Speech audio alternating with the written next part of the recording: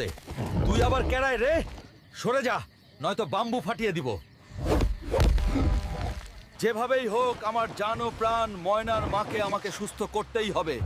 ওই বাসভূত, তুই রেডি থাক, আমি আসছি। ওই বাসভূত, তুই আমার কলিজায় হাত দিয়েছিস, তুই আমার সাথে এখন বাড়িতে যাবি, নয়তো বাম্বু ফাটিয়ে দিব। ওই মানব, তোর বউ আমার সাথে বেয়াদবি করেছে, তাই তোর বউকে শিক্ষা দিয়েছি। তুই এখান থেকে চলে যা, নয়তো তোর পরিণাম খারাপ হবে। বল আমার সাথে যাবি কিনা? যেতে পারি, সবাই যদি এখন চ্যানেলটা সাবস্ক্রাইব করে দেয়। প্লিজ আপনারা আমার বউয়ের জন্য হলেও চ্যানেলটা সাবস্ক্রাইব করে দেন। সাবস্ক্রাইব না করলে আমি যাব না।